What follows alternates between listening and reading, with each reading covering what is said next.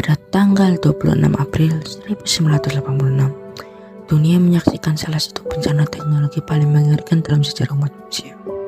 Sebuah ledakan dari reaktor keempat Chernobyl, Ukraina, atau yang dulu disebut Uni Soviet, mengubah malam menjadi neraka dan dampaknya masih terasa hingga saat ini. Tapi, apa yang sebenarnya terjadi di malam itu? Dan siapa yang harus disalahkan? Dan apakah tragedi ini bisa terulang kembali? Chernobyl adalah sebuah pembangkit listrik tenaga nuklir yang terletak di kota Pripyat sekitar 130 km dari Kiev, ibu kota Ukraina yang saat itu masih bagian dari Uni Soviet. Pembangkit ini memiliki 4 reaktor dan pada malam naas itu, reaktor keempat yang sedang menjalani uji coba keamanan sistem pendingin darurat.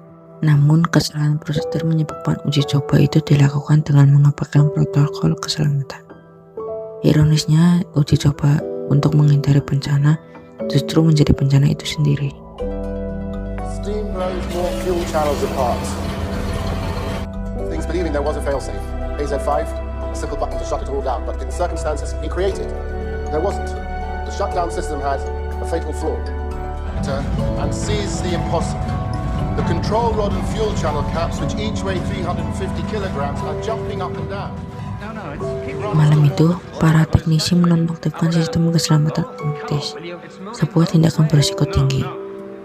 Mereka berusaha menguji apakah turbin dapat tetap berfungsi cukup lama untuk menjaga aliran air pendingin jika listrik mati. Tapi yang terjadi adalah reaktor menjadi tidak stabil. Lalu pada pukul 1 dini hari, tekanan uap meningkat drastis dan ledakan pertama mengguncang reaktor. Reaktor seberat 1.200 ton ke udara. Grafit dari inti reaktor terbakar, melepaskan radiasi nuklir 400 kali lebih besar dari bom Hiroshima ke atmosfer. Api berkobar selama sekitaran 10 hari. We better be on the safe side. We're going to cover ourselves on this one. Vanya, switch it off.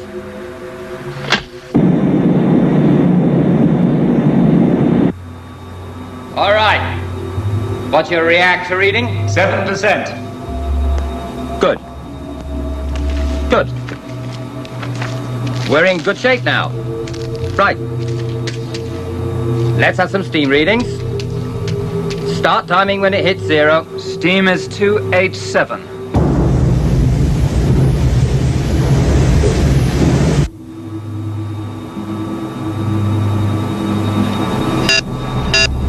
What's going on? Give me a steam reading. Steam 350 and rising.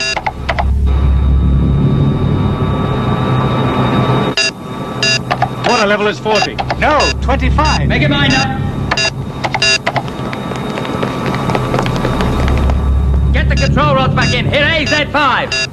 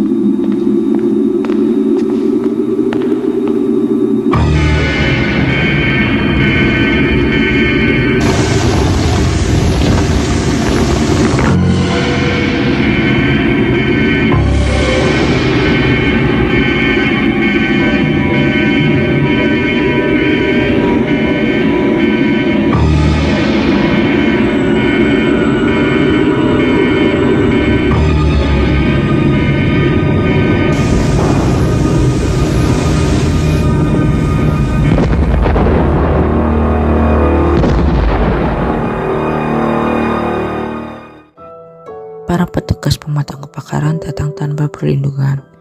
Mereka tidak tahu bahwa mereka sedang berperang melawan musuh tak kasat mata, yaitu radiasi. Efek radiasi dirasakan oleh pemadam kebakaran dan warga sipil, mual, pusing, kulit kebakar, dan sistem organ gagal total setelah beberapa hari setelah itu. Kematian dalam hitungan hari atau minggu tak terjadi. 2 orang tewas seketika dalam ledakan dan 29 petugas penyelamat meninggal dalam beberapa minggu karena radiasi akut. Tapi itu baru permulaan.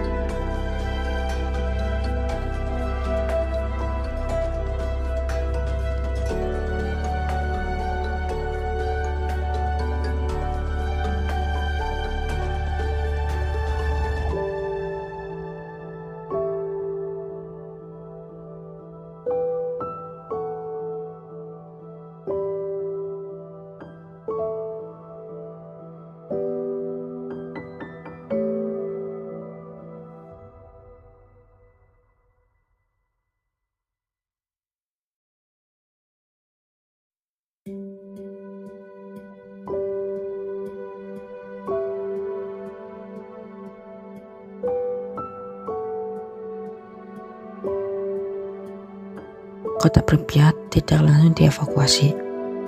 Baru 36 jam kemudian, 49.000 orang diungsikan ketika radiasi sudah menyebar ke langit Eropa.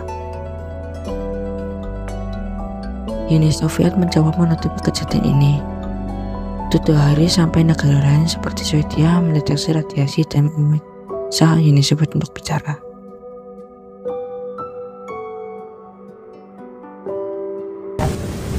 Внимание, внимание! Внимание, внимание! Hingga kini, area sekitar Chernobyl disebut zona eksklusi seluas 30 km. Tak aman untuk dihuni manusia dalam 20.000 tahun ke depan. Efek jangka panjang, ribuan kasus kanker tiroid, terutama pada anak-anak, puluhan ribu penduduk terkena efek psikis dan sosial. Mutasi genetik pada hewan dan tanaman. Ironisnya, setelah manusia pergi, alam mulai bangkit. Serigala, beruang, rusa, bahkan kuda Przewalski hidup kembali di zona yang belum mematikan.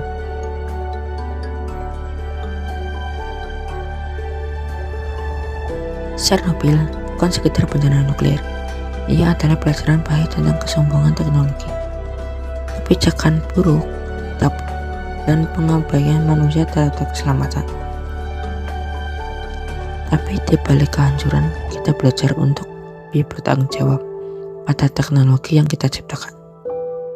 Apakah dunia sudah belajar dari Chernobyl, atau kita hanya menunggu bencana berikutnya? Tuliskan pendapatmu di kolom komentar. Ada beberapa kata yang mungkin membuat kalian kebingungan. Ya, atau ada saran itu. Oke, jangan lupa like, subscribe jika semua suka konten seperti ini.